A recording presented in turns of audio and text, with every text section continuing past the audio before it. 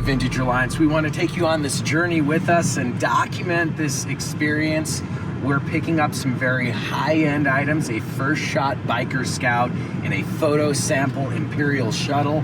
We're very excited to pick these up, and due to the fact that this is the seller is actually coming all this way, we decided to document this for everybody and for ourselves, for history's sake.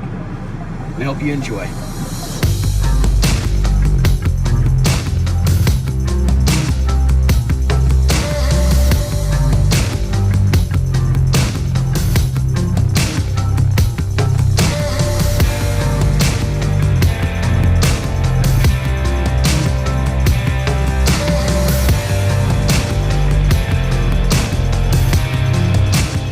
We're up here at Sundance Mountain Resort for a couple of acquisitions. Vintage Star Wars collectibles, exquisite pieces we're excited to show you. Now remember, Sundance Resort was established in 1969 by Robert Redford and is the origin of Sundance Film Festival. Don't forget, Vintage Alliance members, we are partnered with Sundance Mountain Resort, so don't forget the great perks that we offer as a group or for our clients. They have some of the best skiing, some of the best restaurants in the world. Enjoy. Now let's go take a look. Okay, we're here at Sundance Mountain Resort. I am picking up this photo sample Imperial Shuttle. Personally, I've been focusing on graded loose examples.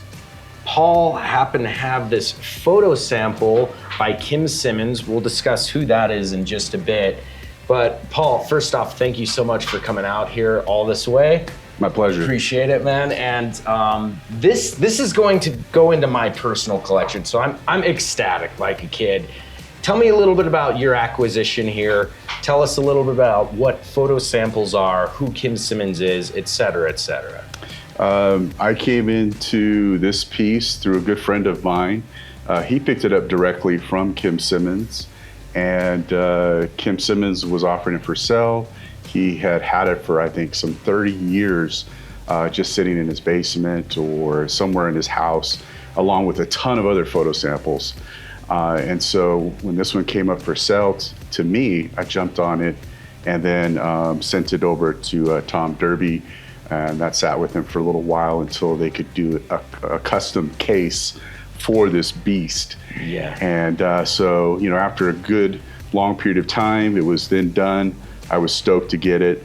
I spoke with Kim quite a bit about where it was used, and we were trying to figure it out. And so thanks to the transparencies, we were able to get awesome high resolution images of which the shuttle. You sent to me. I have all of those lined up. I need to get acrylics for those. They're beautiful. I really appreciate that. That was a cherry on the top of the acquisition here. And so Kim Simmons, if you don't know, was the original photographer for Kenner Art for their boxes, for their figures. And he would set up little dioramas and little sceneries. And this is one of the props that he utilized for specifically for the Imperial Shuttle on the backs of the cards or the box art, etc. This particular piece was used on rebates, on Power of the Force catalogs, on things of that nature. Everybody recognizes this piece in Return of the Jedi. This is one of my favorite vehicles. I never had one as a kid, always wanted one. The first Imperial Shuttle I picked up was about 7 years ago, out in New Mexico, believe it or not. What I really love about photo samples is it's nostalgic. You know, when we look at the images of the pictures that we grew up with, you know, we remember seeing those, pining after those items, and then to be, you know, older now and then to find out that that's the actual ship that we were looking at as kids. It's really historical meets nostalgia. And to me, that combination is something really special for collectors. It's kind of a must-have. Even if you could only have one in your collection, it's a pinnacle point in that collection. So this was a prop utilized by Kim for Kenner items. Correct. So this is a prop essentially, and this is one of one in the world. That's correct. I don't even know if I've ever seen a Imperial Shuttle graded by AFA. I don't even know if there's another graded by AFA, but there's one of these in the world. There's one of these in particular with this color scheme in the world. Graded by AFA. Graded by AFA. Right, there's only the Pop one for right now. So with your thoughts on props, now this isn't necessarily a film prop, right? This is for a toy catalog. I mean, we see props hitting over $1 million with these. We saw that X-Wing, the Han Solo blaster, that was even touched up, right? So we value these items today in combined value between $20,000 and $40,000. The other item that I'm picking up for a personal piece is this First Shot Biker Scout, which is of the prototype family. I had an objective this year to pick up a First Shot Biker Scout. I had the option of 3. This is the one I chose, particularly due to the fact that he has this military green torso that's just, it just pops. It's beautiful. It's a piece of art. The cream head, unpainted goggles. It's just beautiful. Paul, tell us a little bit about this First Shot. Sure. The First Shot is actually a head and torso pull. The limbs on there are production and are basically for display purposes. But the head and the torso, as you can see, there's no darkness no paint on the mask. And also on the torso, as was mentioned, it's completely green.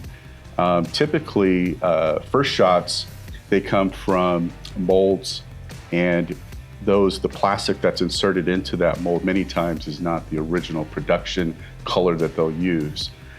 Most First Shots can be identified, basically, colors can be different on them, as well as there's no COO or dates on them. So those are some easy ways to identify First Shot prototypes. Paul, thanks again. Thanks so much for coming. Really appreciate these items. This is gonna be fantastic, man. We'll meet again. Yeah, it was a pleasure.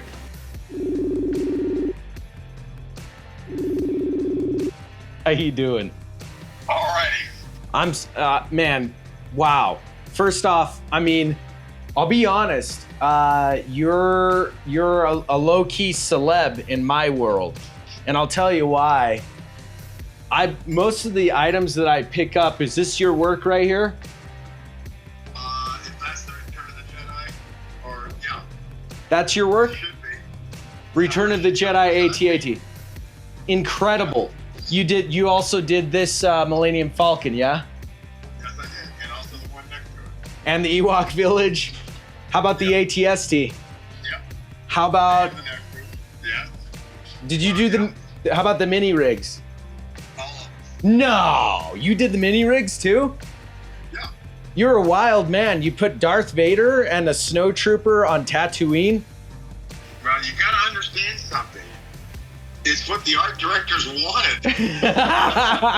I love it, dude. That's what I love about that one, though. I love the randomness of the snowtrooper. I mean, it looks amazing, right? The color scheme, the whole shebang. My knowledge, I did everything that was Return of the Jedi, and probably about 80%, I'm thinking, of the Empire Strikes Back. I'm very happy that people are doing this stuff. It's really dynamite. It really is. This is fantastic, man. Thank you so much for jumping on this call.